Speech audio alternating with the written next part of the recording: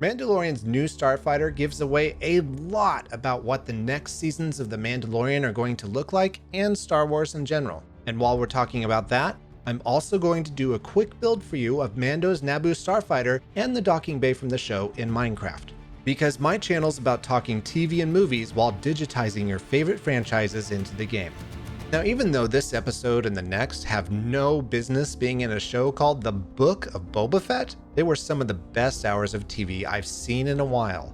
And the reason for that is because they're absolutely pivotal for Mando's character arc, primarily because of the ship and the docking bay.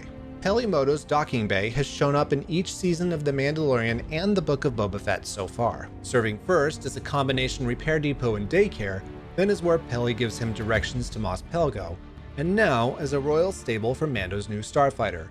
And yeah, I did mean to say royal stable. Now that's because the Starfighter symbolizes Mando's transition into the knight archetype. This character goes into battle only for the noblest of causes, which is why Mando refuses Boba Fett's money. Now knights typically ride on horseback, and in Star Wars, the horses are starfighters, unless you're J.J. Abrams. But this isn't just any starfighter, it's a Naboo Royal Starfighter Corps starfighter.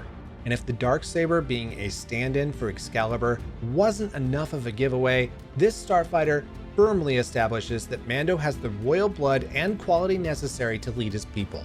Din Djarin is going to become Star Wars' version of King Arthur wielding Excalibur, who will found Space Camelot, by which I mean the new kingdom of Mandalore. And it's Mando's trusty steed taking him into noble battle after noble battle that will help lead the way. And that's why Peli's docking bay is important. It's the royal stable for the royal steed. Now, it may not look like a royal stable, but that's the point. See, Star Wars has a pattern in it where its saviors and leaders come from nothing in one sense, but are also of high nobility in another sense. Anakin and Leia and Luke, obviously, Sabine and Rey all followed this pattern. And this isn't something unique to Star Wars. In fact, this pattern is shot throughout all of Western literature, back even to its oldest stories. Take for instance Brutus, the legendary founder of Britain, and the founders of Rome, Romulus and Remus. They all had fathers of high status, but were banished from their homes, also following the pattern. And Jesus, the savior of the whole world, came from nothing, but also came from God the Father. And now Mando also will follow this pattern, who is nothing but a foundling, but also has high status because he's been found worthy to wield the Darksaber. Because of this awesome Naboo starfighter, I think Peli's docking bay is going to continue to be important to the Mandoverse, even if it's just as the royal stable and Mando's gateway to Tatooine. But it may be more significant than that. Now this is pure speculation, but the docking bay, which has a round shape, could become like Star Wars' version of the Round Table, as the place where all the heroes of the Mandoverse meet together as equals. Now with the Book of Boba Fett, we have many of the storytelling pieces in place to think that it will be the Mandalorian who will go on to refound Space Camelot, aka Mandalore. But how will it be done? What's in store for Season 3 of The Mandalorian and beyond? Well, I think Mandalore will be refounded in a way similar to what Boba is doing with his criminal empire, by forging a new culture of respect, not through bounty hunting or tough guy showmanship. That doesn't mean there won't be battles. But that is because Boba Fett is the first person to challenge Mando on what it means to be a Mandalorian and a bounty hunter.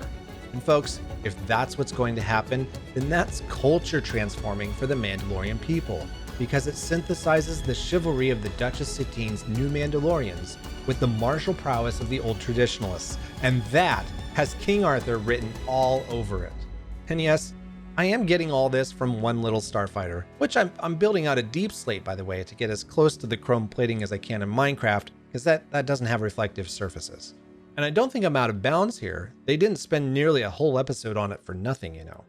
Now, I don't expect slavish adherence to the Arthurian legend here. That story in particular is well known for its many authors playing around with the characters and situations like their action figures. And gee, where have we heard that before? So there's plenty of room for surprises. Some potential story threads I think they could pull on are those of Arthur doing deeds of great renown. Like Arthur, Mando slew a dragon and took out a beast who was considered divine, at least by the Jawas. Maybe we'll see more of that. And like Arthur, we may also see Mando travel to some kind of underworld like Malachor, which also fits with the hero's journey, by the way. And because the night story isn't complete without a little romance, okay, a lot of romance, we may even see the introduction of Din's Guinevere, who is Arthur's wife and queen. That is, if we haven't met her already. I know, wild theory, but that's the fun of it. Either way, I can't wait for the next season, and if you can't wait for another video, I spent 152 hours recreating Jabba's palace in Minecraft, so go check that out right here.